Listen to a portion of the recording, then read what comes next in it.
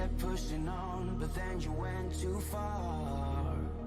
When your ship has sailed and all your dreams are lost, everything is wrong, you feel like it's your fault. Just remember, I will be there for you, baby. Remember, there's nothing out there to get you, don't forget it. When life throws lemons, just call on me. Just call on me. Just call on me. Just call on me.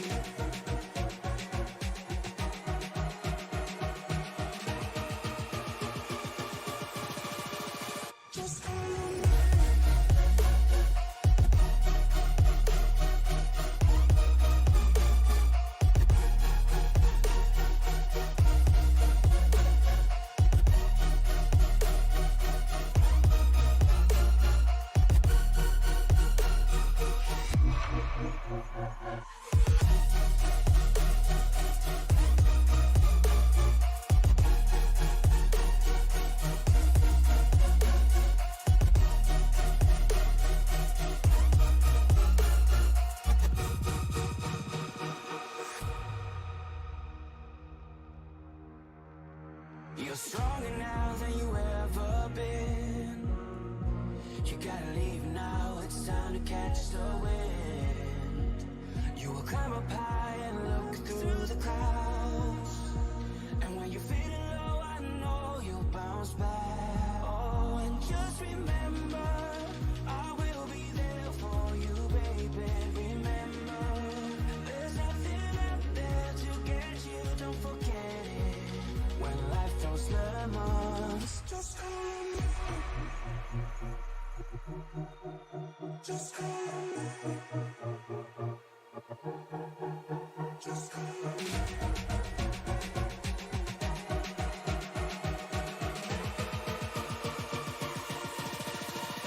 Just call on me.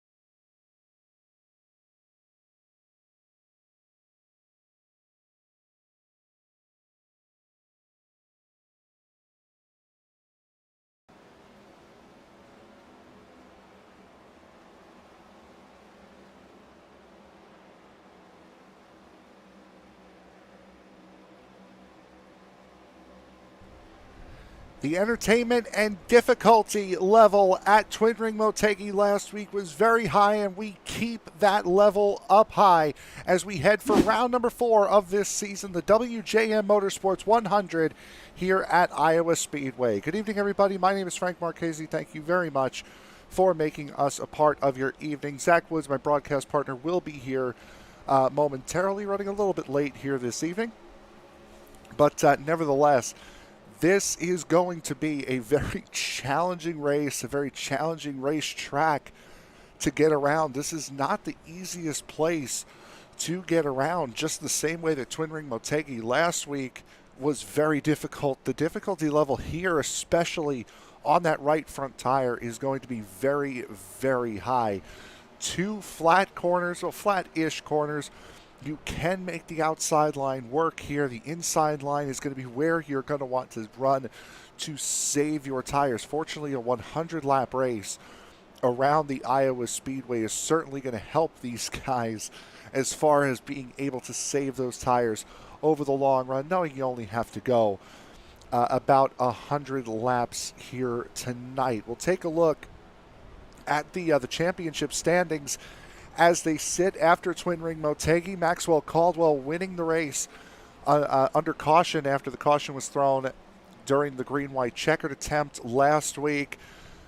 Caldwell leading by 5 points over Barrett Flowe, who took a third-place finish. Michael Accord, who's had a very, very good start to this season in that number 17. In third, Austin Call, fastest at practice right now as they sit. In fourth in points, Zachary Archer filling out the top 5, who has had a very, very quiet season thus far, has Zachary Archer in that number 38 machine, and it'll be interesting to see what he can do as this season starts to work its way towards the halfway point. We've had a lot of drivers set times. We've had a lot of drivers run races here. 61 drivers in all through the first 3 races, now getting into the 4th race of the season, trying to earn points and trying to win this championship. We have 31 drivers here tonight at the Iowa Speedway. Not enough to garner a sprint race. However, it will certainly be enough to make tonight a very, very interesting night. Again, 100 laps here from the Iowa Speedway. A tricky little D-shaped oval, as we'll take a look at some of the guys that are running out on track right now, as we see Todd Merkel going through one of the shorter, one of the access roads down in the tri-oval. There is your current fastest man for the session, Austin Call, with a time of a 23.585. The only driver so far to dip into the 23.5s. Deciding to take that low line, and you're going to see a lot of guys working that low line, especially to save tires. Now, it may not seem to make sense taking the low line to save tires, cranking on the wheel more, putting more wheel into the car, making those tires work harder, but the fact that you're rolling on the bottom, you spend more time off throttle on the bottom line than you do on the top, really, really helps save these tires, and that has especially been made very apparent over the last couple of tire models that iRacing has put out. We'll now go into the qualifying session as Austin Call jumping out on track rather quickly here. He will be the first driver out onto the racetrack. And again, you'll notice another thing about this Iowa Speedway. It is a very wide racetrack. Quite a number of lanes wide, about 4.5 to 5 lanes wide, which means especially coming off at turn 2 on some of these restarts, it can get really, really crazy and really, really dicey as guys try to jockey for positions while everyone is close and right up on each other. As we see Call working on his first lap right now. Up on the outside line through 3 and 4. We'll see guys up there all night as well. Some guys will have that feel for that outside line and be able to make it work. Other guys will want to stick to that bottom. It's a 23.74 for Austin Call on his first lap. Adam Lowe in the 58 as well, a 23.74. Chris Myers goes fastest of all at a 23.70. As Call once again very, very quick coming off of turn 4. See what Austin Call could do. He will go to the top at a 23.61. Chris Myers in that Garza Law Firm number 24. Slower on his second lap. Trevor Dalton, 23.65 on his second lap. Moves him up to the outside of the front row. Barrett Flowe working on lap number 2 for him. As makes contact with that outside wall in turn number 4. Finishes out his lap. Joseph Grijalva in the number 47 Motorcraft Ford. Grijalva fastest of all through 3 and 4. He'll go 4th quickest at a 23.71, so a very good time for that number 47. Take a look at Mark Brown now on track, and Brown appears to be a little slow on that second lap. There is Ryan Farrell. Saw what happened with him at the end of last week at Twin Ring Motegi, going from a possible second place finish coming down pit road taking the white flag to finish 32nd, and Farrell will go 13th quickest. As we see Mike Peters now out on track, working his second lap is Mike Peters. And Peters will go from the slowest of the drivers up to 8th. So a nice little jump for the number 95 machine, as Maxwell Caldwell, last week's winner, reigning defending champion in the Winston Cup Series. See what he can do. First lap was a 23.94. Second lap will be a 23.74. So a 2/10 pickup, good enough for 7th for Maxwell Caldwell. Steven Johnson on track right now. Only Matthew McMeekin and Lee Campbell have yet to set qualifying times here. Steven Johnson, 13th quickest at a 23.84. For that number 44 crew is, again, Matthew McMeekin and Lee Campbell, the only two drivers that have yet to set a qualifying time at the moment, as we see the number 12 Wheeland Chevrolet ZL1 of Kenny Tripp working his way around the racetrack, as we are now joined by my broadcast partner, Zach Woods. Zach, we saw the difficulty that was Twin Ring Motegi last week. This week, a little bit smaller, just as difficult. Absolutely, and we have a contest here tonight that will rile up some people, much like a Bristol would, right? With this unique car track combo here at Iowa, these drivers are going to be vying for every inch of racetrack available.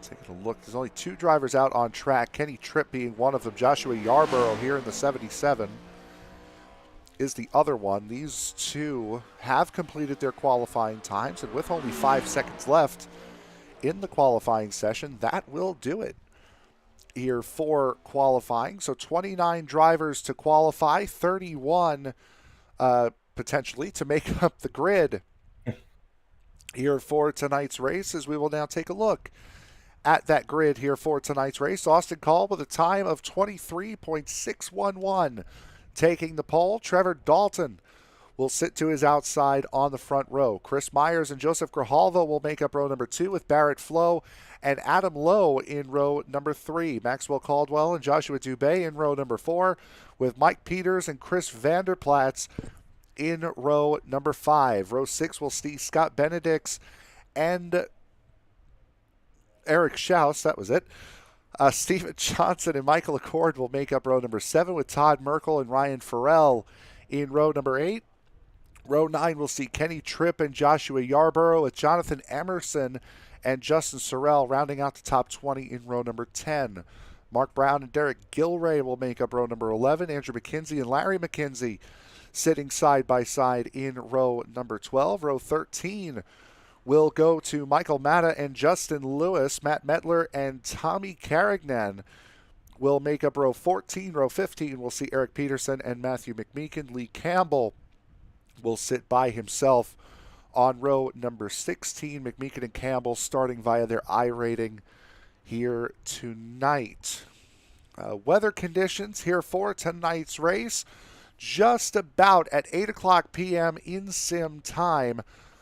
A 79-degree ambient temperature, 80-degree track temperature, so it is rather cool here. But the one thing I'm seeing, Zach, 11-mile-an-hour winds. This is going to be a blustery day blowing directly to the south. Yes, as if these cars weren't big enough challenge to handle around this racetrack. These drivers are most certainly going to have to deal with let's just say adverse weather conditions. It can certainly be worse, but definitely not ideal for these drivers to get around this ring. It's just another layer of complexity to what will surely be a great contest here at Iowa.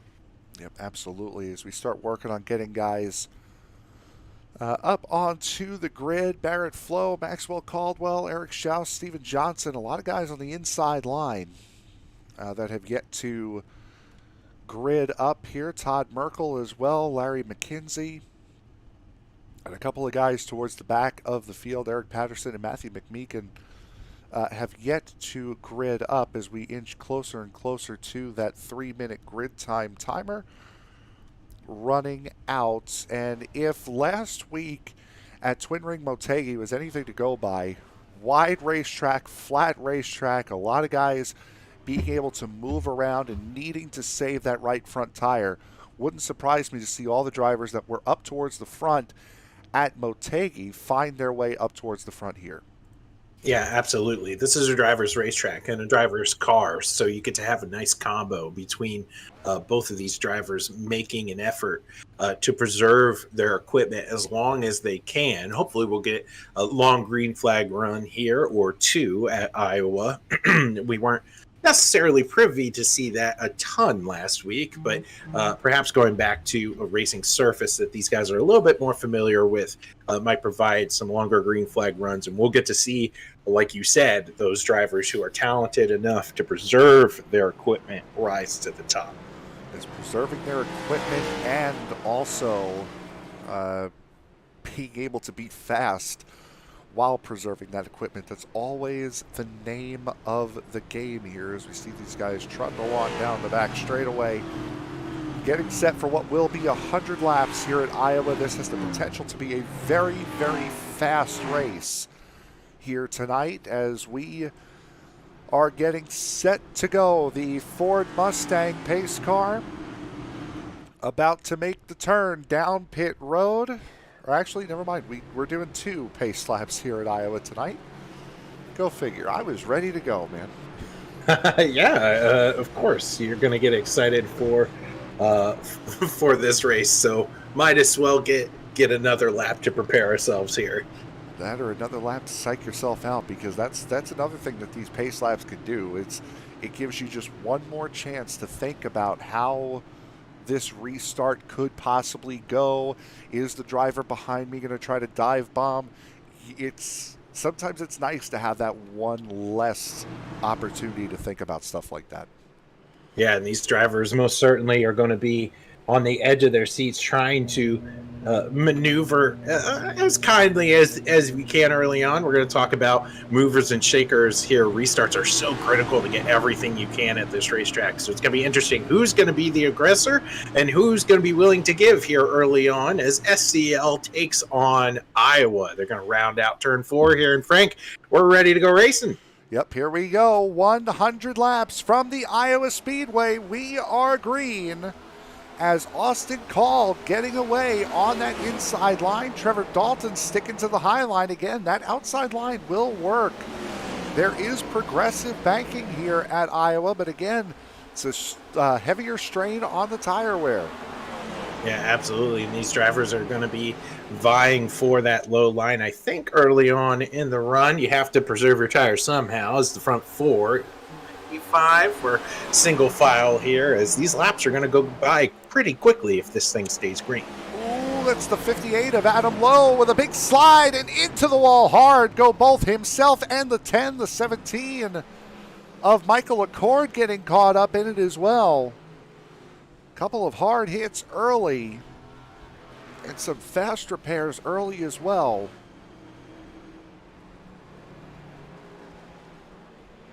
Definitely not something you want to see here early on, that's for sure, certain. Fortunately, it didn't look like he hit too hard. Now, there appears to have been 2 different incidents here. As we'll try to watch and see what happened. Here's Adam Lowe getting loose through 1 and 2. Oh, there were 2 incidents. There was another one in the back as well. So this was the one that we saw. And now here at the back, this is Lee Campbell. Right in the very back.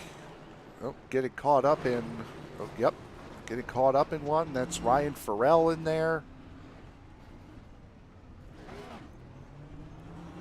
36 of Eric Peterson involved. Yeah, these guys are all, looks like Kenny Tripp was a big part of that. Let's get a better view of this. Here's Kenny Tripp in the wheel at number 12. Oh, he goes to go to the outside of the 2 of Merkel. I don't think he realized Farrell was there. Ooh, a couple of hard hits there.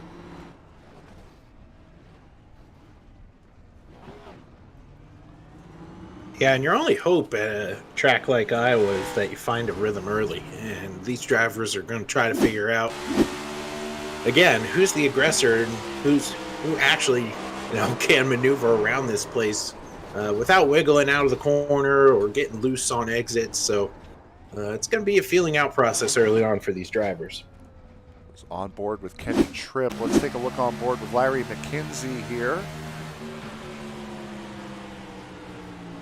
And again, you see the 2 incidents, both that one and this one. Ooh, Yarborough getting a big shot from the 00. A couple of guys sliding on in as well. So a lot happening there going into turn number 1 for the first time at speed here tonight.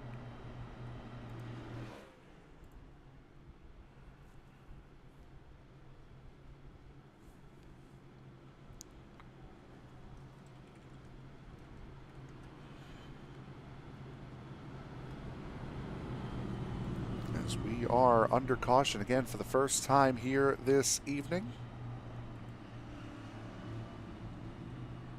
Austin Call out in front after a good start. Trevor Dalton, Chris Myers, Joseph Grijalva, Barrett Flowe. The top 5 remaining the same.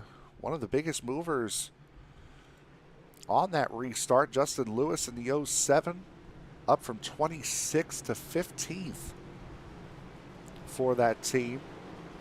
Matt Mettler. Very impressive. Yep, Matt Mettler up 10 spots. Andrew McKenzie, Michael Matta, both up 9. There they are on the outside line, lining up line astern with each other. A lot of guys getting a lot of free spots off of that incident early.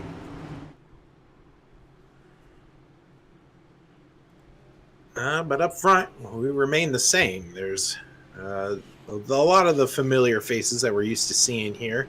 I'm excited to see how these drivers start to shake things out as more of a rhythm gets established here. It's a long race here at Iowa. These drivers are certainly up for the challenges. 2 by 2 they go. Here getting ready to take the green flag once again. Yep, here we go. About to begin lap number 7, and down and away we go. Austin Call, another great restart. Chris Myers sticking it up the inside. Myers looking for that second spot. Side by side, but the outside line is going to get a very good run. It's going to allow Trevor Dalton to keep that spot. Yeah, we didn't really talk about, or at least I wasn't here to talk about how powerful this outside line is, but it is tricky up there. There's some big bumps on the turn 1, turn 2 side, so getting up towards the wall, you run your own risk of being that close to the fence. Eric Schaus was up there 3 wide for a moment with the 44 of Steven Johnson, as well as the 95 of Mike Peters, still side by side with Johnson. Here's the number 60 of Schaus. Todd Merkel as well. Yeah, these drivers are going at it back here. So good to see some clean racing here early on as we're taking a look here at some different battles throughout the field. There's going to be lots of action as we move through. Oh, wow. Slide. That was Michael LaCourte, and what a save he makes. Andrew McKenzie sliding it through, dirt tracking it. He saves it as well. That is crazy, these drivers. You got to be talented enough to save your mess, and we just certainly saw it there. Saw it during the truck race as well. A couple of guys at Bristol making big saves, and we see it again here tonight. What a save by that number 17 of Michael LaCourte as well. As there you see the 6 off and away. Try to get you a better shot of that. As we work on through here. Here's Michael LaCourte getting loose. The 6 tries to get away. Boy, what a job he did to not hit that wall either. Great save by both of those guys. These guys are really really putting their skills to the test here early on. Really are. As Joseph Grijalva starts sliding backwards now in that number 47. Grijalva now in a fight with Mike Peters. Peters up 3 spots from where he started. And those right there, you just saw it, those bumps that you were talking about there, Zach. Turn 1 and 2, it's not a flat racetrack, this. Meaning it's not a smooth racetrack, I should say. Absolutely not. And the further up you go, those bumps, especially in 1 and 2, get worse as you go along. The car obviously doesn't want to handle. So you got to be prepared for what you might encounter way up there.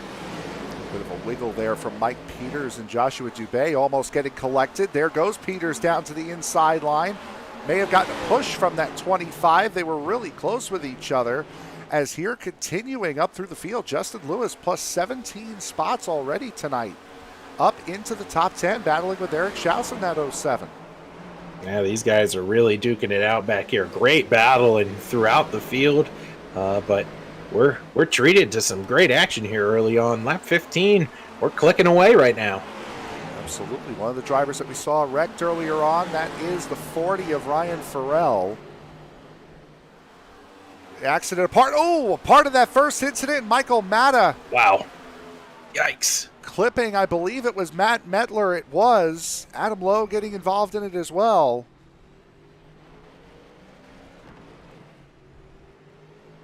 '16 of Matta, the 716 of Matt Metler. There he is in the grass. Adam Lowe straightening out as there's the right front of Matt Metler's car all torn up.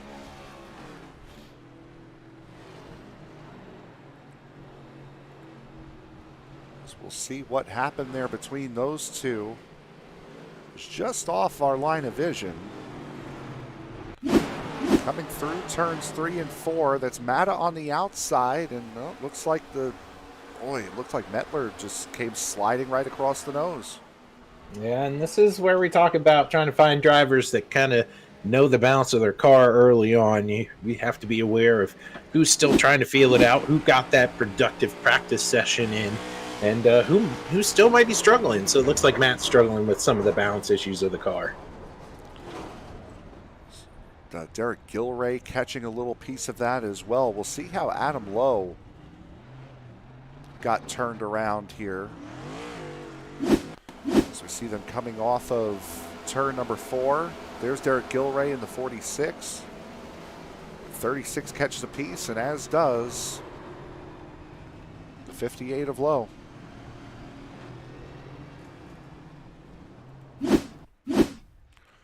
Joshua Yarborough, Larry McKenzie, Eric Peterson, Matt Metler, as you can imagine, all coming down pit road here. So there's Eric Peterson in the 36. Highest driver up through the field, having pit under the first caution, would be this number 23 of Jonathan Emerson. He came down under that first caution on lap 3, up to 12th position from where he was at the tail end of the field from there. Next highest would be Ryan Farrell and Lee Campbell just behind him, 16th and 17th.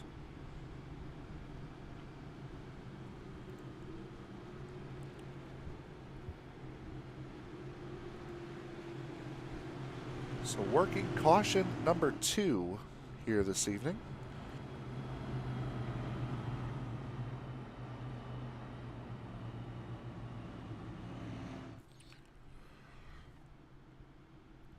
As we are just about a fifth of the way through this race. Austin Call has been in control. Trevor Dalton, Chris Myers, the top 3 have remained the same from qualifying. As we mentioned, just these drivers. Good. Yeah, these drivers are. There's not a lot of green flag runs so far to improve your position from qualifying. So I'm surprised that we have the movers that we do here in the field. So it'll be at least another lap here of pacing, or at least another 2 laps. And what we'll do right now is we're experiencing a couple of difficulties. We'll take a quick break, we'll get it ironed out, and we'll be back right after this.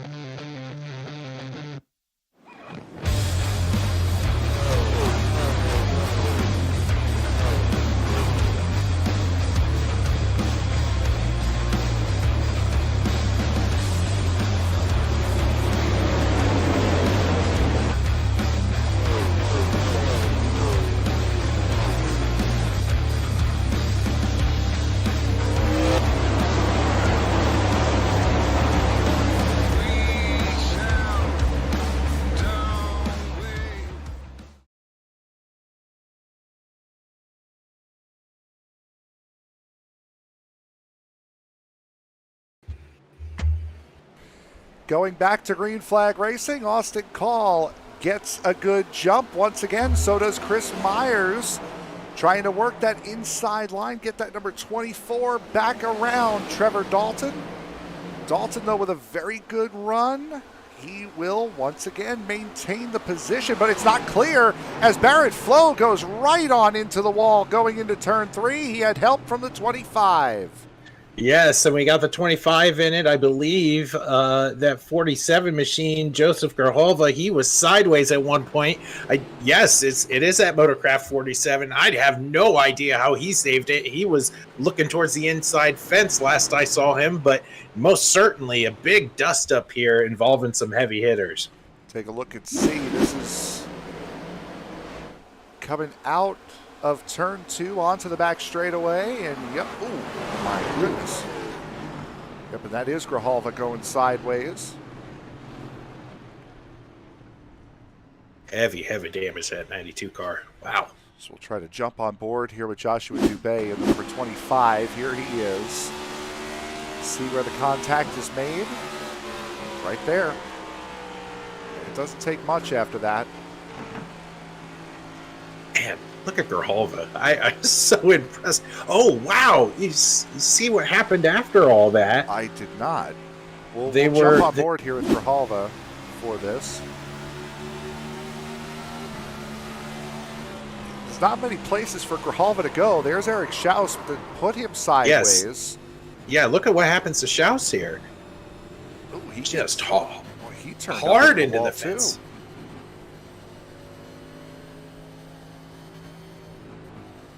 Let's get a better view of that. Eric Schaus taking a hard hit out of this as well. It's already happened there. So there's Eric Schaus coming out of turn 2. Justin Lewis behind him. He gets into the side of Grijalva, trying to stay away from the 92. Corrects it, overcorrects it. Just ran out of room. Todd Merkel had nowhere to go either. Oh, the story of Todd Merkel strikes again. Just nowhere to go. And I just feel like we talk about that every week with that number 2 Ford. But regardless, he's carrying on. He didn't go down pit road, so must not be too much damage. He's got a little crinkling going on, but gonna carry on. Nothing too bad. Unfortunately, this is not it's not what you would call a power track here at Iowa. So the engine could drop down a little bit. It wouldn't hurt. It might actually help you a little bit, especially on quarter entry. being able to dive in a little bit harder than the guy around you. As we did have one driver come down pit road from up towards the front. That would have been the number 30 of Trevor Dalton, giving up that second position to come down pit road. He is now back in 21st. Justin Sorrell, there he is in the number 99. Coming down pit road as well. Sorrell, after missing last week at Twin Ring Motegi, back again in that Alliance number 99 machine. Barrett Flowe, Joshua Yarborough, Chris Vanderplatz as well. There he is in the 10. Coming down pit road on this run of pit stops as well, as I believe Adam Lowe getting the lucky dog this last time around. Matt Metler, the only driver one lap down, would get the next one.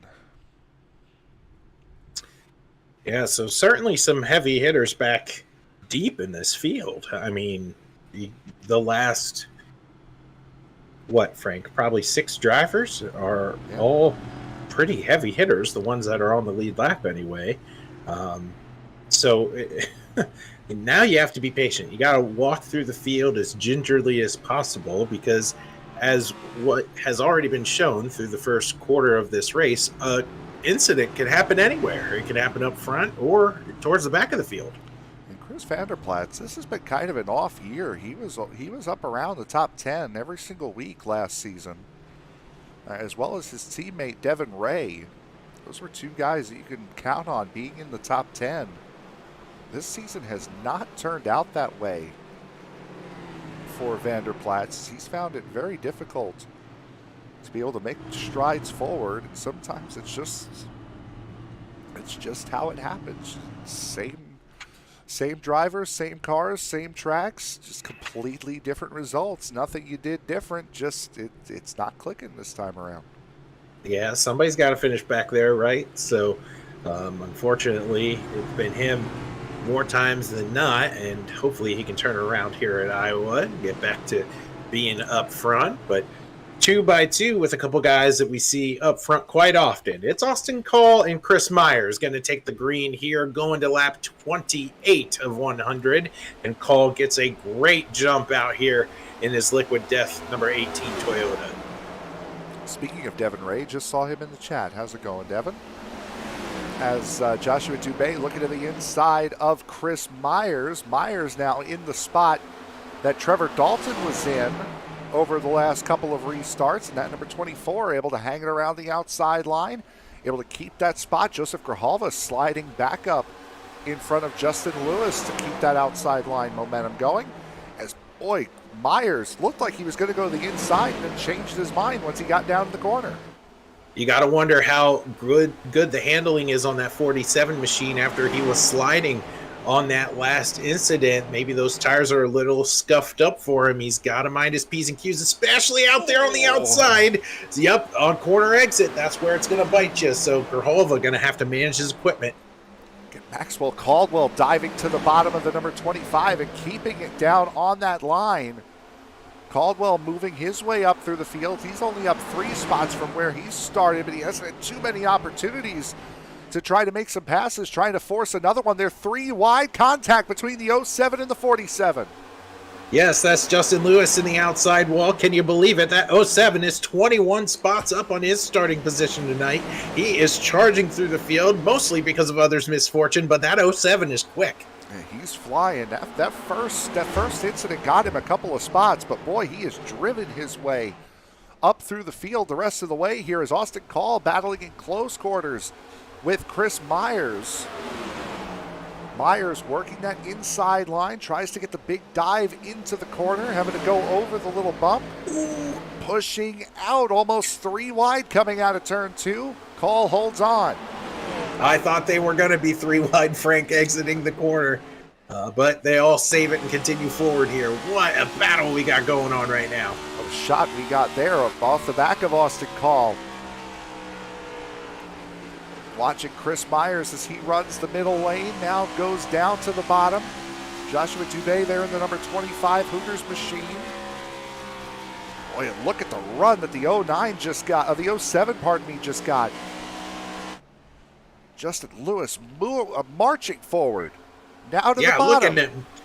swinging it wherever he wants to. That's Justin Lewis to the inside. That's plus 24 spots from his starting position. He is now on the move, looking for the lead. He's got to be able to get a good exit, though. Side by side, 3 wide. Oh, guys, got to think this through. This is Iowa. This isn't Talladega or Michigan or a big, long, sweeping track. This is a tiny little bull ring here at Iowa. Or Daytona, as the Daytona Super Speed Weeks begin in real life. They do as well here tonight on iRacing as Joshua Dubé gets loose and slides all the way down to the inside. He'll collect the inside wall as Dubé pushing probably a little bit too hard, trying to stay up in the front pack. 25 out of it now. Yes, he's got a rebound. Luckily, it doesn't look like. I was really concerned that left front was going to get folded in as he was coming down to the inside fence. It's certainly crumpled, but it's not tucked underneath that machine. I don't think that's his biggest issue. I think if you look at this car and you look at the attitude of this car, it's crab walking a little bit. Oh yeah, it's not perfect, Frank, but it'll be easy to see. It'll be easier to see here. It looks like that left rear is out as the caution comes out. I believe Jonathan Emerson is going to be the cause of this one. It is Jonathan Emerson. Broken right front on his car.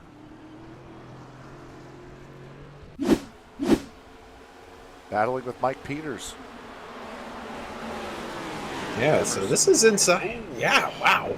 That had nothing to do with Peters. That was Emerson going into turn 1 a little too hot. Wow. That was inside the top 10. He was having a pretty good run so far in this one, but hard licking to the outside fence. And Emerson trying to stay on the lead lap. Matt Mettler will get the free pass here, as the 90 of Scott Benedict's will be the next one in line. Chris Myers coming down pit road, as does the rest of the top of the field. Trevor Dalton staying out, but then again, he came into pit on lap 23, so not all that big a surprise to see Dalton staying out, as we are working pit stops here for the first time tonight at Iowa. Yeah, it's a long pit road in terms of how much ground you need to cover around this racetrack. It is pretty unique because it does have a bow towards the end of the pit wall, rather. Sorry, I'm stumbling over my words right now, but a lot like Richmond, or Phoenix, rather. Yes, and that could be a challenge for some drivers, especially if you're pitting in about that 10th to 13th ish position. Your pit stall can be right in your blind spot as you're traveling down pit road. Not too many problems from guys as we see the battle off of pit road. We did see Chris Myers kind of slide through his stall. That's why he's not the first one off. Myers a long stop, 4th off of pit road. Austin Call wins the race off of pit road. We will now officially take our first break of the night. We'll be right back with more action here from Iowa Speedway.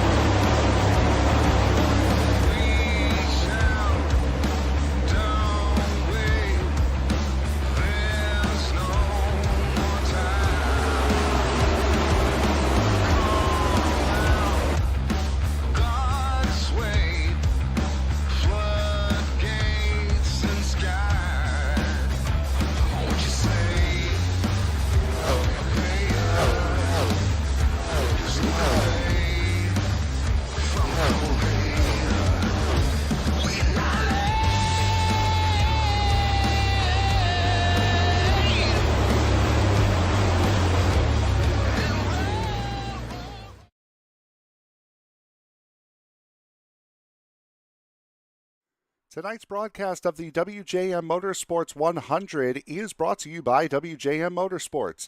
WJM Motorsports is a team of professional and amateur virtual drivers, builders, broadcasters, crew chiefs, spotters, painters, and mechanics, all striving to win in glorious one-sided fashion. They provide extensive exposure for sponsors within the real world and over the virtual racing world, with an emphasis on iRacing. You can get your WJM merchandise and check out all of the drivers and partners on the team, as well as finding out more information about how you and your company can get on board with a rapidly growing, highly competitive iRacing team at WJMmotorsports.com or by sending an email to bill@WJMmotorsports.com.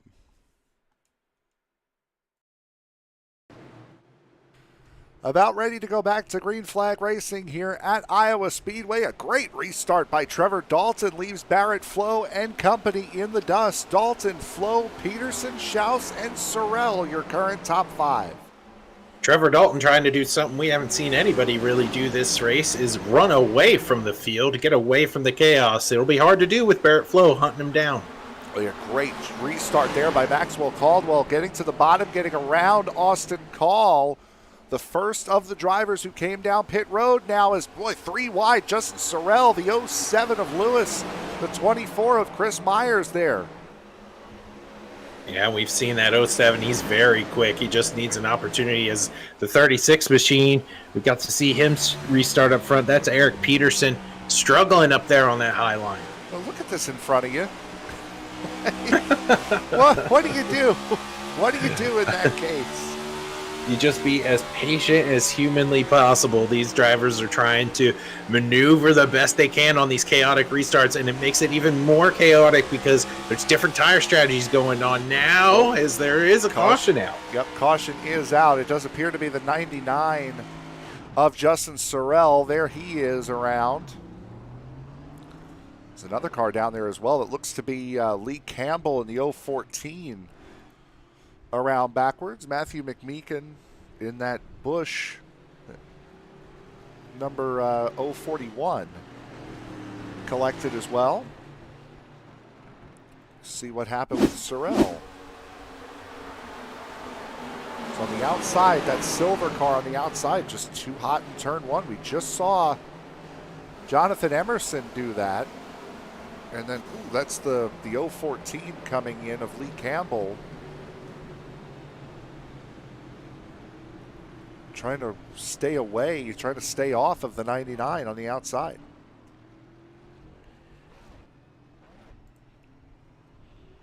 Let's see here, let's follow that 014 of Lee Campbell. Just too hard a turn. Chris Vanderplatz, the 36 went around as well. Completely missed that. Eric Peterson going around after the caution. See what happened with Peterson. He was on the outside of that three wide. Again, the incident happens just behind him. Oh, he got loose out of the corner as well. Boy, Joseph Grijalva. Wow. See that from Grijalva's point of view. We saw that 36 struggling earlier on in that run. And if he would have made it one more quarter, he would have had another opportunity to start up here with these guys. It's not going to matter now, but take a look at what Grijalva sees. Yikes! A little bit of contact, but could have been a lot worse. That's one of those, I'll take the nudge. Absolutely. It was even lighter contact than what we saw with Todd Merkel earlier this contest. So, yes, he'll most certainly take that. A couple of drivers up front here, Frank, that we kind of left for dead not too long ago. Trevor Dalton, Barrett Flowe, Eric Schaus. We remember not too long ago, the second and third place drivers, they were backwards on the racetrack at one point. Reckoned with each other were the 92 and the 60. And now they're best friends, right? Of course. So, yes. Well, one wasn't necessarily the reason why the other one wrecked, so that always makes it a little bit easier. It's true. So these swallow. They're looking to get some consistency going on. It'd be interesting to see how fuel and tires work around this particular strategy with these drivers pitting around the lap 23-24 mark. Talked about tire saving in the top of the show. Obviously, we didn't look at these guys as they were further on back in the pack, but how hard did they run back there before their fortunes changed and now they're back up front? Yep, and there you see the lap that each driver in the top 5 came into pit on. 23 for both Dalton and Flowe, Schaus on 24, and then Austin Call and Maxwell Caldwell coming in on lap number 38. That was also part of the reason why you saw the 99 of Justin Sorrell, as well as the 36 of Eric Peterson falling towards the back. Those two had also come into pit under 23, laps 23 and 24, and did not pit with the rest of the leaders on lap 38, which is why they were up where they were. Well, we're going to be halfway in this contest here just shortly. So these drivers are trying to feel one another out as this race carries on. I'm taking a look through the top 10, and of course that notable mover of the evening is continue to be that 07 machine. You see him peeking in our frame right there of Justin Lewis, up 18-19 spots from where he started. There is Justin Lewis, and he's been one of those rare guys that has been very, very quick, either both on the inside line and the outside line, whichever one he decides to run or whichever one he's forced to run. He has been very, very quick. Also, Ryan Farrell, car showing number 93, pardon me, number 40 on the ticker. He's up a good amount of spots as well. Started back in the mid-teens. He's inside the top 10 now. Yeah, good effort from both of these guys. We know that they can certainly put on a show here, but they're all chasing a couple familiar faces. Trevor Dalton and Barrett Flowe going to take this field away for officially the second half of this contest. Trevor Dalton gets a great jump, as the control car often does. The battle will be for second between Flowe and Schaus. It was a mega jump, already out to a half a second lead is Trevor Dalton, as Caldwell, Austin Call getting into the door of the 94 of Maxwell Caldwell. Barrett Flowe way out to the outside line, allowing these guys to run through, as Flowe losing 4 spots on that first lap. Yeah, Barrett, he has struck me as I've observed him across a couple disciplines of SCL competition. He's patient. He'll let the race come to him. So if it's too wild up here, he's got no problem dropping back and watching the world go by. I think that's what he's doing right now. And after drafting with him for as long as I did at Daytona to open up the Truck Series season, I can attest the fact that, yes, he is that patient. He will just sit and chill. As two guys that are not sitting and chilling right now are Caldwell and Call. These two still side by side after the restart. Yeah, certainly. There's a lot of pride on the line between these two drivers. You're the first ones in line when it comes to first pickings of fresh tires, so you got to beat the other one back up through the field and try not to let your competition run away with this thing. And they're trying to make quick work of Eric Schaus now. Eric Schaus, again, did not come into pit on lap 38 with the rest of the drivers behind him, as Justin Lewis continuing to work to the outside of Joseph Grijalva in the number 47. Joshua Dubé starting to work his way back up through the field. We were trying to assess what damage to that number 25 there was. Fortunately for him, he got the caution. And Dubé now with a fresh car, fresh tires, working his way back up through the field, trying to get around Michael Accord in the 17. Yes, and on the inside of boy, Accord into the fence, but he's gonna keep going. Man, what a save! That could have been a lot worse. Almost worked himself around by Michael Accord. And Todd Merkel's back behind him going, thank goodness, right? These drivers duking it out right here. We got a great battle between the 16 and 73 machines. This is the battle for 15th. Michael Matta and Mark Brown going at it right now. And Mark Brown right behind. You see him in that rear view mirror A digital rear view mirror. No more actual glass mirrors in these cars. Digital rear view mirror.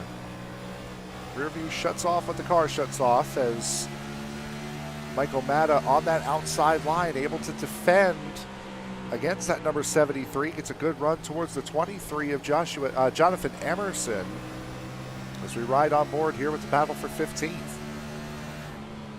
Yeah, we didn't really talk about shifting a lot here, Frank, because we all just kind of assume that these drivers are going to be able to stay in fifth gear all the way around this track. But look at the gear ratios that some of these drivers are racing with. I'm sure as the run wears on and the car slows down, you might be able to actually downshift and get the car to rotate through the center of the corner.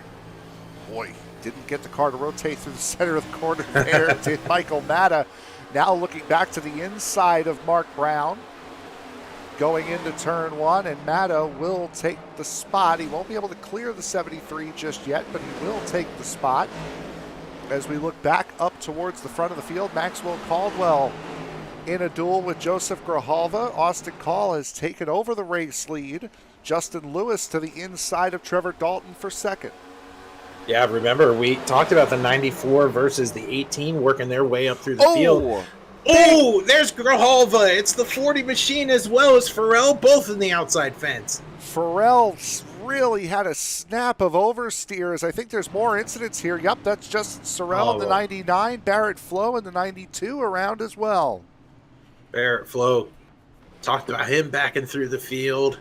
Couple really strong competitors out in this one. What happened? I feel like there had to have been two separate incidents here. I feel that Barrett Flowe was just too far behind to get involved in this first one. Watch Farrell's car snap here, gets loose and then snaps right back into the 47. And then as Grijalva Grijalva wasn't a part of that second incident. Barrett Flowe here, we'll see what happened with him. I would assume just trying to get around it. There's the initial incident. Chris Myers got a nose of it too. And then just looked like just trying to get down far enough to be able to avoid the incident. He just lost it. Yeah, no harm, no foul. Yeah, no harm, no foul with a wreck like that, other than, what tire wear you're going to expound upon yourself. But in what like it's gonna matter.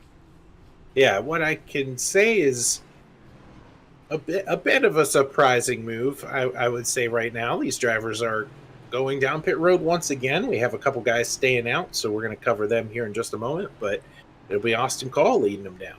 Yep, Austin Call leading the drivers down pit road. Jonathan Emerson, Michael Matta, Todd Merkel, Michael Accord, Lee Campbell, and Justin Sorrell all staying out. As, a slow getaway for the number 30. As it'll be Caldwell and then Justin Lewis, your top three off of pit road, and they will start 7th, 8th, and 9th. As the top six decide to stay out once again, Jonathan Emerson. Saw him around backwards and broken not that long ago, now up to the race lead. Michael Matta plus 23 positions from where he started. Up in second, spent a majority of that little run there on board with him. Todd Merkel, spoken about him tonight. Michael Accord, seen him involved in a couple of incidents. Lee Campbell, that 014, he's been involved in a couple of incidents as well, plus 26 on the evening. Justin Sorrell was just around backwards a moment ago. And then the rest of the field, Andrew McKenzie in there as well. McKenzie about 6 laps down here in that number 6.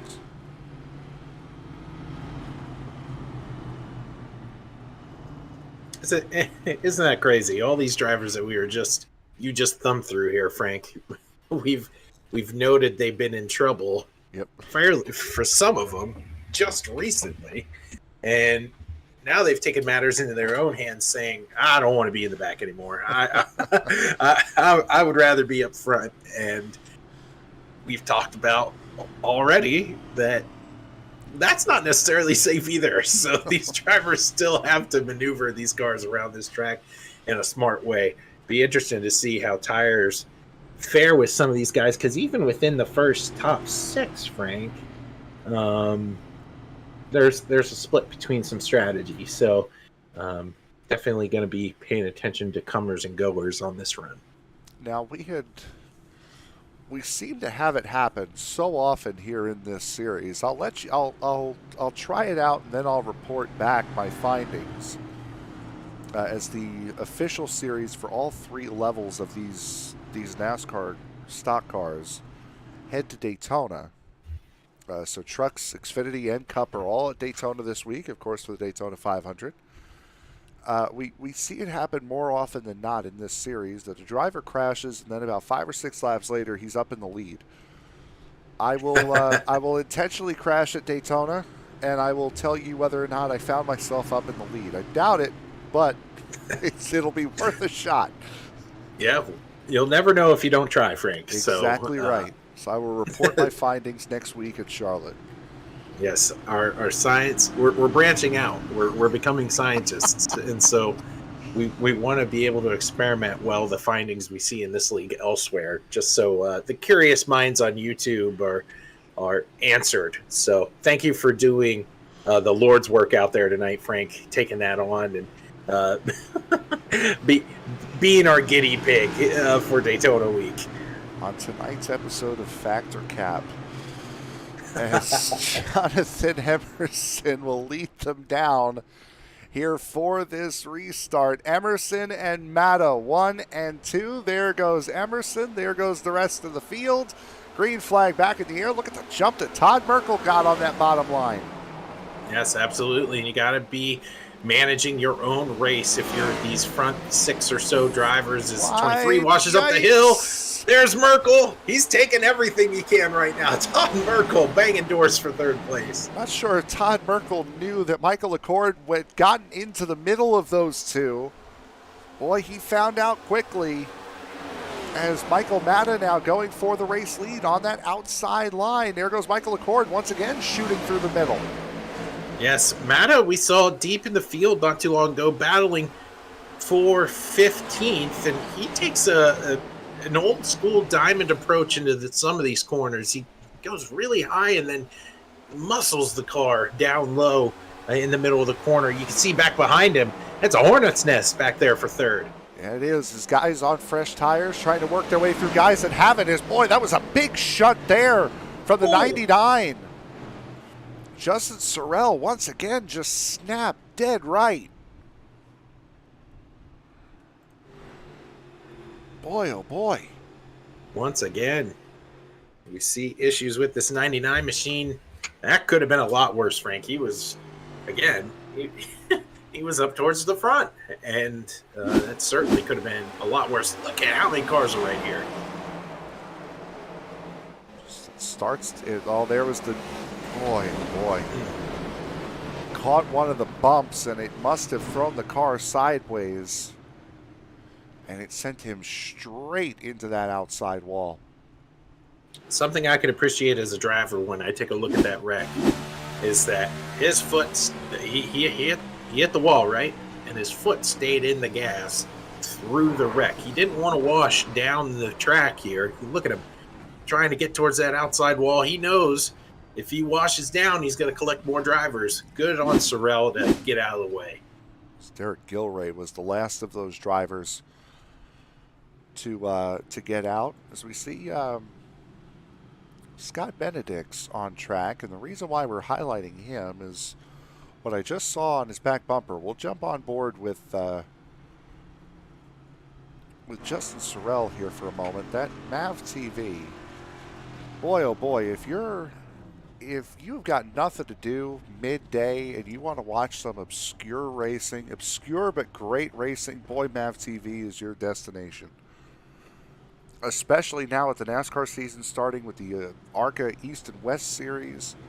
Most of those races are broadcasted on MAV TV if you want to keep up with the ARCA series and how that's going, and some of the young drivers that you may see up in NASCAR's top 3 divisions in the near future. Certainly a great destination.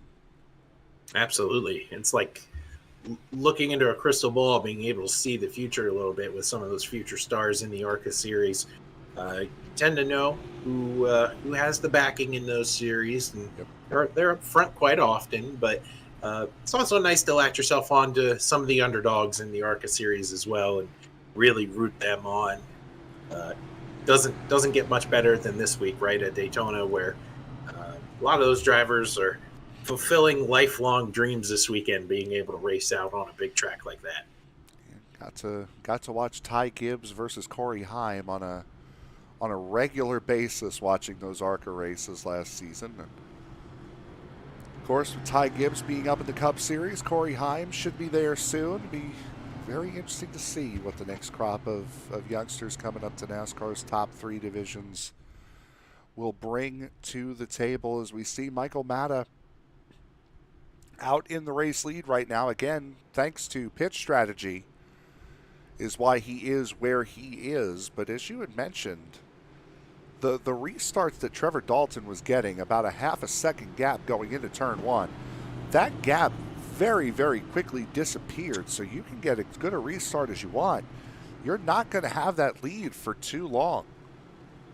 Yeah, something that I've been just patiently waiting to see, and we haven't been able to see it quite yet, is that 07 machine of Justin Lewis take the lead.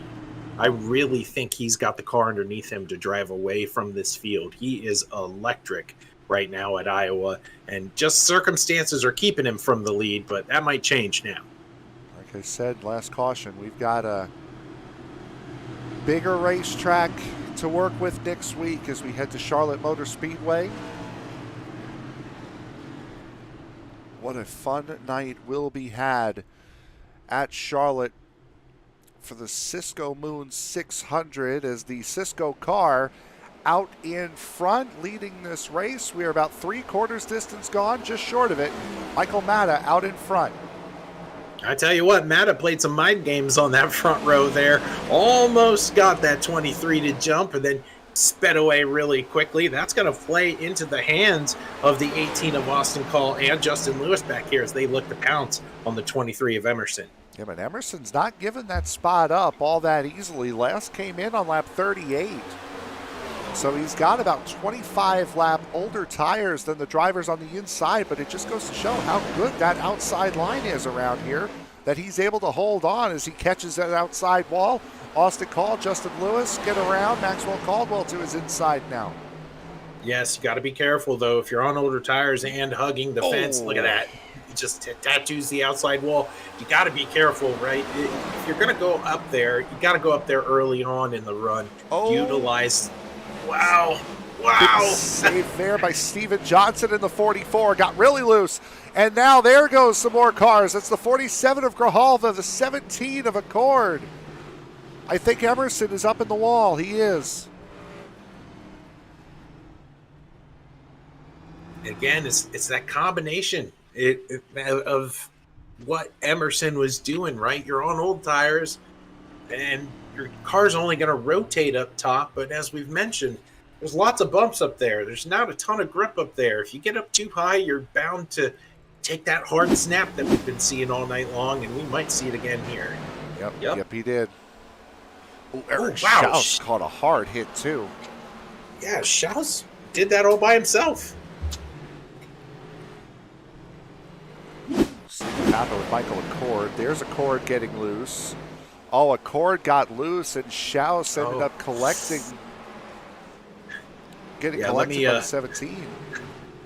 Let me amend my statement. Schaus did not do that all by himself, and was a victim of circumstance. So, couple drivers down pit road now. But ultimately, shout out to Michael Matta right now. He was able to run away and hold these guys at bay. I don't know how long that's going to last, but he's in the lead for now.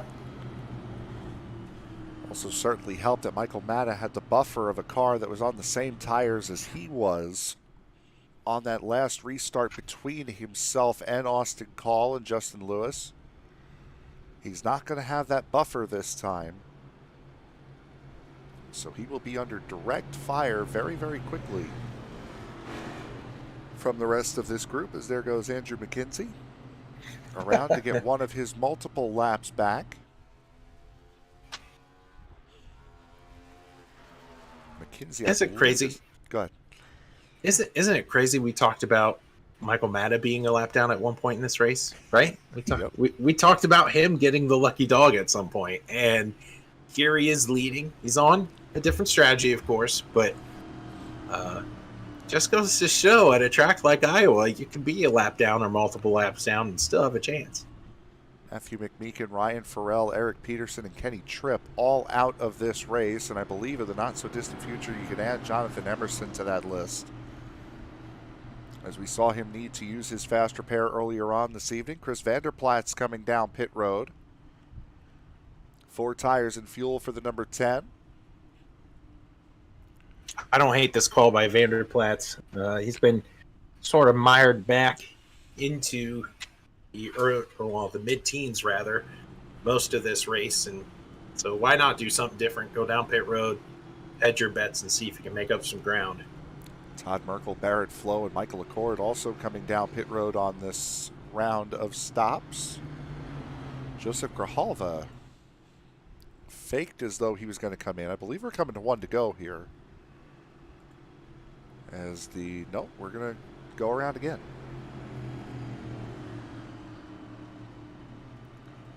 All helping Michael Matta here. The less laps he has to defend from these guys behind him. Yeah, absolutely. He's probably begging that pace car, hey, keep those lights on a little bit longer. But I think it's raining. Yeah, I think it's raining. I used that excuse in a league race last week. They didn't give it to me there either. But they're certainly trying out here, and there's some heavy hitters in the back of this field, like Barrett Flowe and Michael Accord and Chris Vanderplaats. If Chris Vanderplaats gets the car underneath him to get going, we saw Todd Merkel up front, so it's go time for those guys. But ultimately up front, there's so many storylines up here, Frank. Of course, we've covered Matta. We've talked about Justin Lewis pretty extensively. How about a guy like the 95 of Mike Peters? I feel like we've only talked about him when he's glancing off of cars as they spin out in front of him. Eric Schaus has been sideways at one point multiple points this race.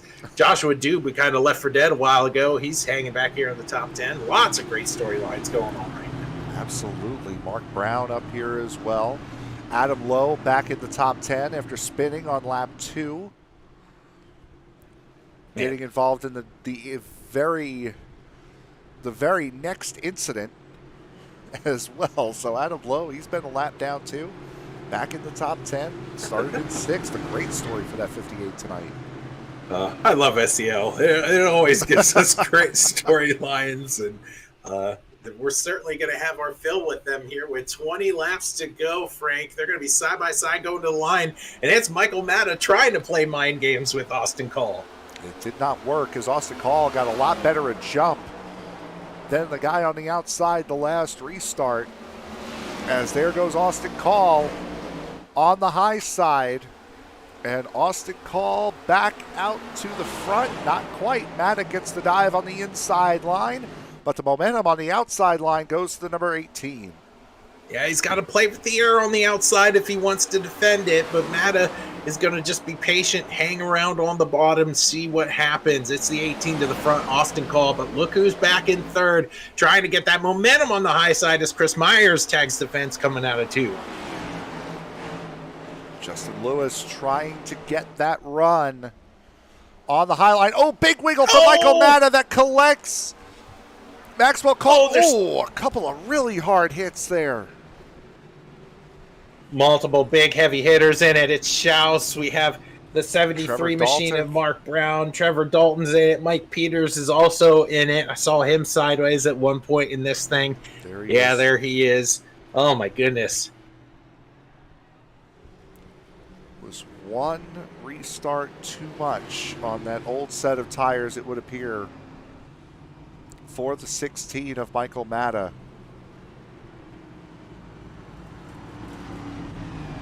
We'll see what happened here. Coming out of turn number 4, it just appears though Matta gets loose. Watch him here. Yep, got loose. Right into the 24. Oh. Boy, Schaus and Brown had a hard collection. Yeah, absolutely. So here they come. Oh, pardon me, that was Schaus and not Brown. We'll see how Brown gets into this incident. Yikes. There. It was Schaus and Dalton, actually. Dalton get pushed up here. Boom. And there, if you're Trevor Dalton, there's nothing you can do. Yeah, Joshua Yarborough against the fence. I mean, he just kind of plastered that against the wall, as we often see the 77. But he always riding the high line, true to his form, but couldn't get around that either. Man, just some hard licks in this one. And Dalton did so good to stay off the initial wreck and then gets caught up in it. So there's Eric Schaus. Oh, Schaus got pushed by that 95. And here he is going to get hit again right there by Brown.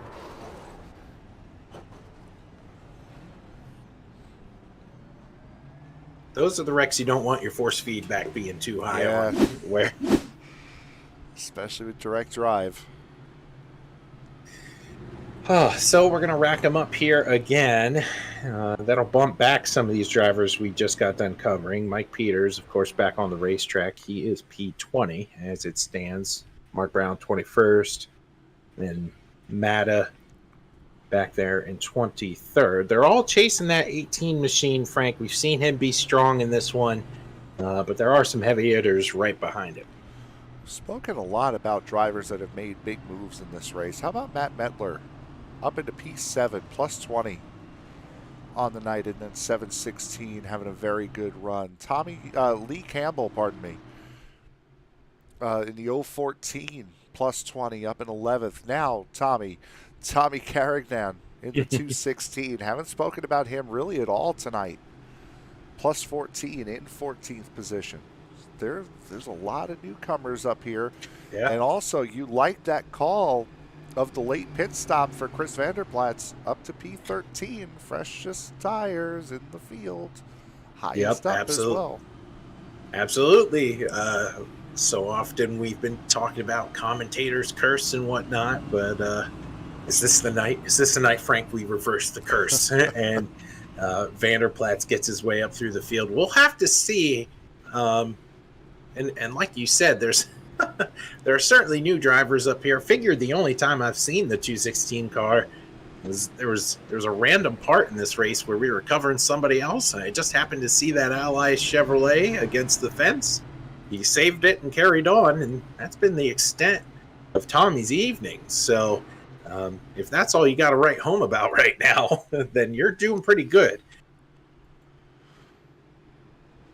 Those heavy hitters that you were referring to, Maxwell Caldwell, Chris Myers, Joseph Grijalva, Mike Peters, Trevor Dalton, 17th on back is where those guys are. And they're going to have about 12 laps to get up through the field, barring a major incident. It's going to be quite the task for those drivers to try to be able to get up through the field.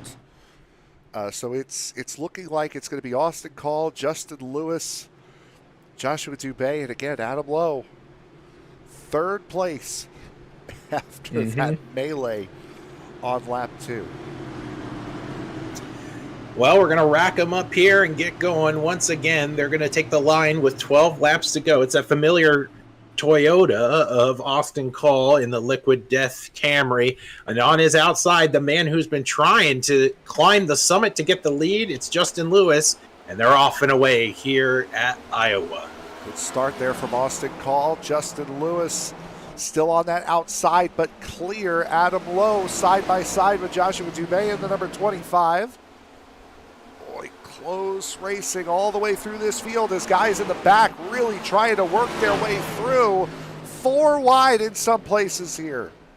Guys, this isn't Daytona. This is Iowa. What are you doing? Oh, That's around the goes Grijalva. The 47, the 30. They're all in it back here. Guys on fresh tires trying to get up through the field as quickly as possible.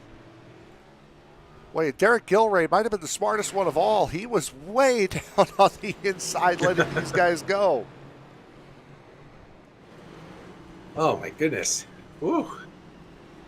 Yeah, this was just a mess of cars. Well, this is just in front of it. Even these guys are 3 wide. There's the 24 bouncing off the 10. 47 of Grijalva gets into it. I mean, this was just, and even still, they're wrecking down in turn 1. Yeah, just a little, I think a little bit of netcode between Flowe and Accord, but back here. Contact there, contact there.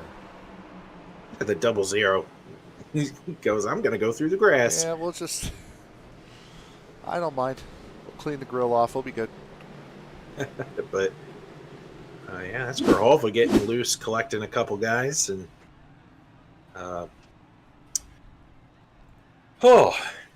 still shaking things up here late in this one, as Grijalva's going to lead a group of drivers down pit road. Lee Campbell, Derek Gilray, Eric Schaus down pit road. Mike Peters had jumped to pit road, so he is out of this race now. And Andrew McKenzie was about 7 laps down, 7-8 laps down. Make it 2. Climbing the summit, man. This is what it's all about. Digging, trying to get back on the lead lap, because if you get back there, there's no telling where you're going to finish in this one. Stay out of the wrecks. Make sure you back off. You're the only guy you're competing with for lucky dogs, so good on him for just digging. I love racers like this who just don't give up. Andrew McKenzie has been the luckiest of lucky dogs here tonight so far. He's going to need about 3 more cautions, and I don't think, unfortunately, I really don't think that he is going to get the opportunity. He only needs 2 to get back on the lead lap. But that second one puts him at the tail end of the longest line, so he would need 3 to actually start in his position.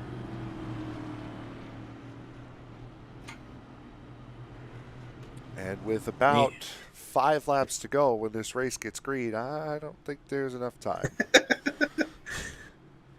Well, going from an underdog story to probably the top dog tonight, that 18 car has been very, very strong around this racetrack. Not without his adversity, but for the most part, it just seems that Austin Call's been able to be aggressive when need be and then survive when demanded to. Call has used that pace again, started on pole here tonight. Had a very good run, a 2nd place finish at Twin Ring Motegi last week.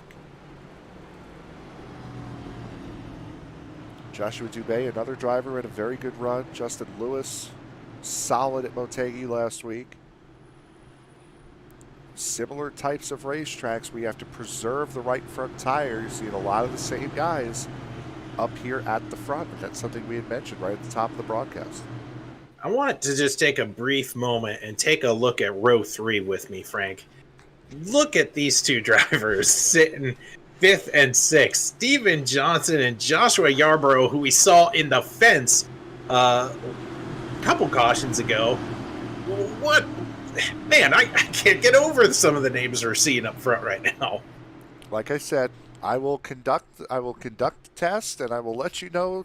I'll let you guys know next week at Charlotte, as the green flag comes out. Austin Call breaking away out in the front. 6 laps to go.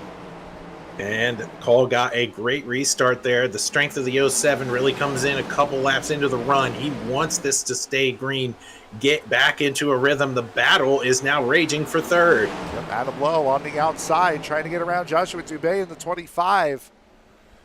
As Lowe has been on one heck of a redemption arc tonight.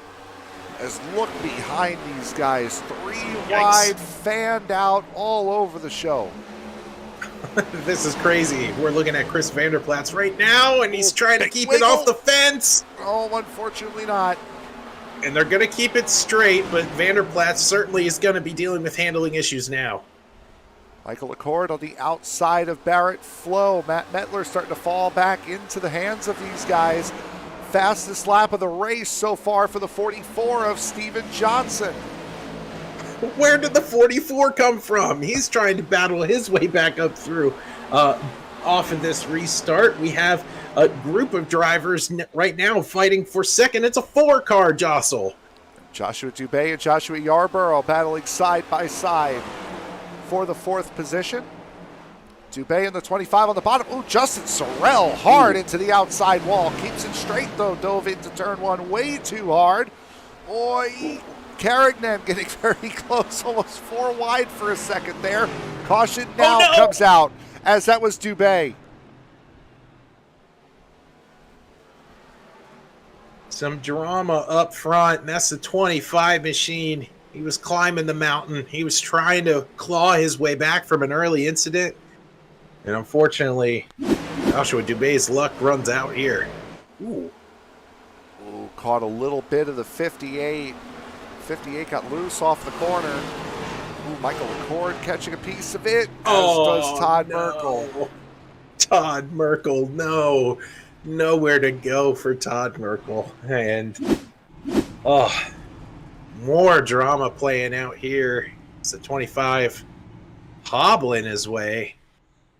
Trying to get down pit road, I'm sure. Oh, Oof. that almost. I think he might be done. Oh, maybe not. See, I think he might have been done either way because that was a big black flag he was going to get for passing cars under yellow. Trying to get into pit road. Todd Merkel, Eric Schaus, Chris Vanderplat's all coming down pit road with the 25 as well.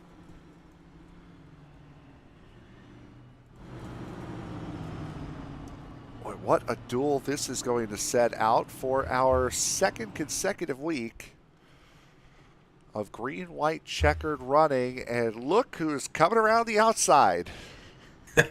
Absolutely. And as you pointed out earlier, you don't quite know if Andrew McKenzie had enough laps left. It is cemented that he won't, but kudos to you, Andrew, for sticking this one out, clawing your way back from many, many laps down.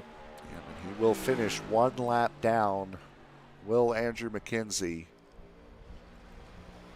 He needed that caution to come out very, very shortly after the green flag flew. And then to have another one. Joseph Grijalva done for the night. Mike Peters done for the night. Jonathan Emerson done. A lot of DNFs here, and I'm sure these guys timed these DNFs pretty well to get into whatever Daytona official room they wanted to get into. Yeah, these drivers are going to be duking it out here for the only attempt at a green-white checkered. So once again, we're going to rack them up and wind them up and see if they can make it around. Saw Maxwell Caldwell win at Motegi last week under caution after an incident on the green-white checkered. Saw one driver upside down in turn 1. If I remember the name, I believe Tyler Jalbert was the one that ended up upside down in the number 19 last week.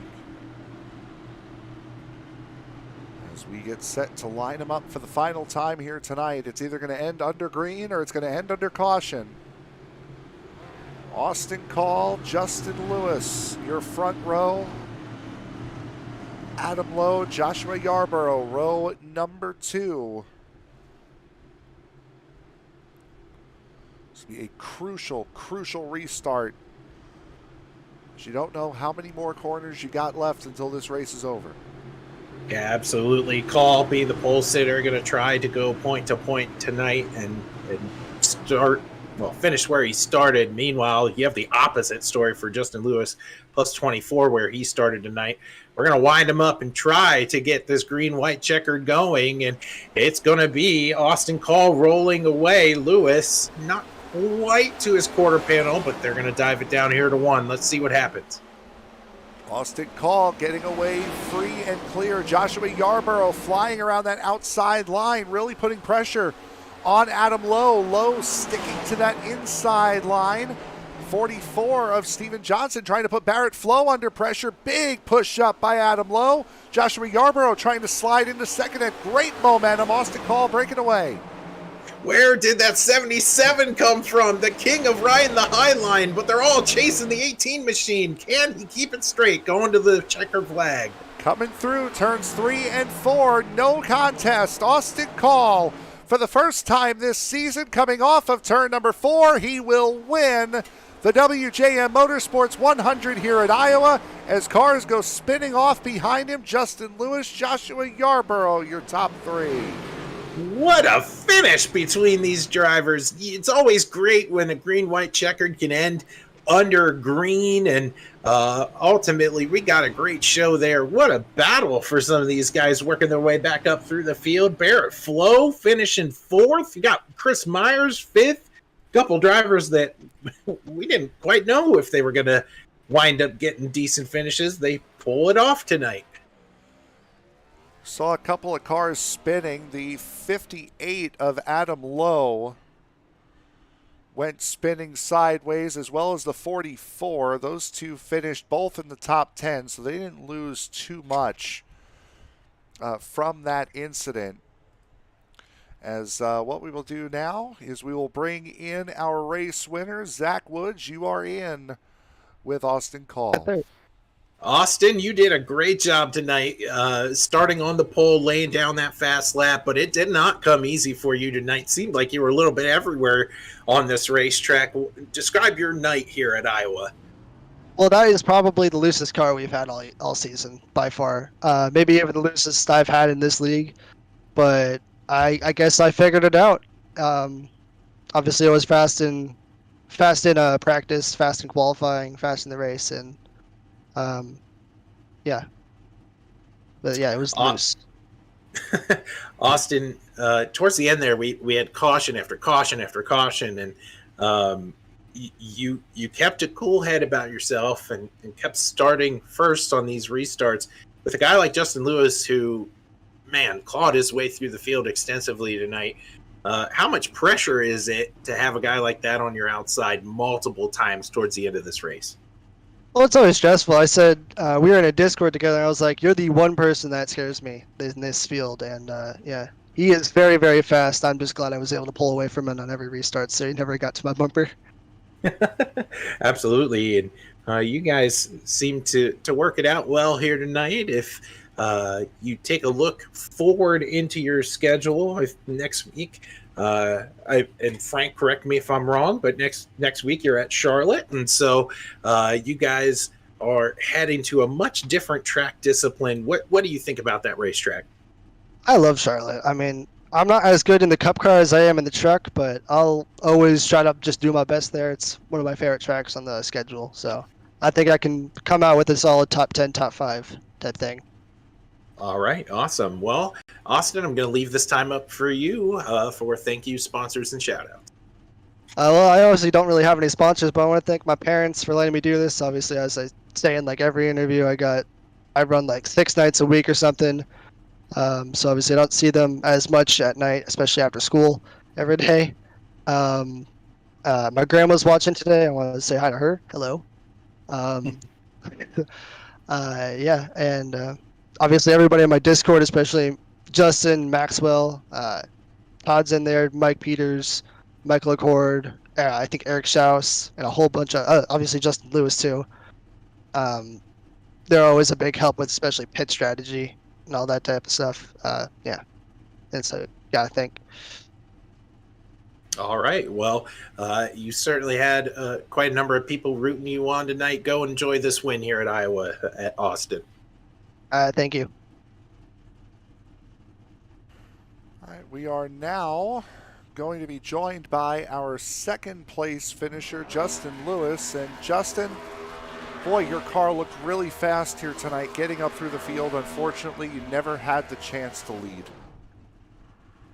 Yeah, I mean, after botching qualifying at this place, I kind of figured I'd stay back there, but that top line is something I enjoy most places we go to. And then when it came to here, you just got to watch that bump in the turn one. So you kind of got to gamble on turn 1 and 2, but when it comes to 3 and 4, you can kind of rip the lip, and that's something I enjoy a lot, especially like here, Bristol, Kansas, Homestead. I love those places. So I hate that we had quite a bit of cautions, but the whole tire deal was crazy. And then, like for me, starting in the back, I really figured out the hard way at one of those runs that like you're gonna burn them up, so you better keep them together. And after that, you pretty much just, pray that you didn't burn them up too bad, and you can keep it together. We touched on it during the broadcast, but we didn't go in depth on it. How bad was that right front tire wear here tonight? We saw a lot of guys really quick on the outside line. It almost seemed to not matter, because when you would start feeling that fall off, a caution would come out. Yeah, for me, it wasn't the fronts, it was the rears, because I mean, my right rear at one point going from like 12th to 2nd or something that one run, I mean, I was up to like 300 degrees, and it was basically blistering. So it was not fun. And then we got a caution at the right time, of course, so that helped everything. But without that caution, I probably would have been somewhere like the rest of them in the fence or in the back again, which is what I didn't want to be. So you kind of had to learn to save. Maxwell was probably one of the best at saving. He just never got a chance to have a long run, so he never got to see that. But Austin was definitely the better car. I just wish we had another lap there, because I think I found something that last lap to get a chance at him. So I'll take second and hopefully move on to wherever the heck we're at next week. Speaking of wherever the heck we're at next week, that would be Charlotte. What are your thoughts getting back onto the bigger, more high-banked racetracks here after the last 2 weeks of close, short, and rather flat? I don't mind the mile-and-a-half stuff. This car with the tire wear and, how you kind of have to get on and off the throttle at certain mile-and-a-halves. Like, I'd say the Charlotte one, I don't remember if it's Legacy or the new Charlotte, but if it's the Legacy one, it's probably pretty rough if I remember, and it's a pretty fun racetrack. So it is the Legacy. Yeah, so it'll be rough, and it'll be pretty fun. I think you'll see a lot of good hard racing there too, just because of the pavement. But yeah, I'm excited. I do like the short tracks a lot more than the mile-and-a-halves, but it's something you got to do in a NASCAR league. So kind of just play it by ear and hope you don't get wrecked or wreck other people or wreck out yourself. So, all right, anybody you want to thank before we let you go? You guys for having a good broadcast as always, hanging out and sticking with us when we like to stuff people in fences and make it interesting.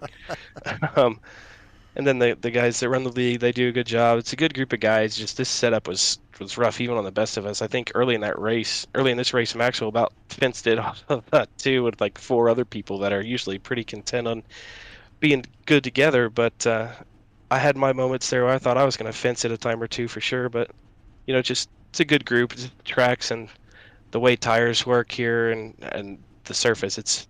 It can get interesting. But just congrats to Austin and Joshua for running third. It was a fun little last lap there. Like I said, I wish I had about 1 or 2 more probably. I would have probably had a shot at him. So we'll move on to Charlotte and see how we go from there. All right, Justin, congratulations on the second place finish.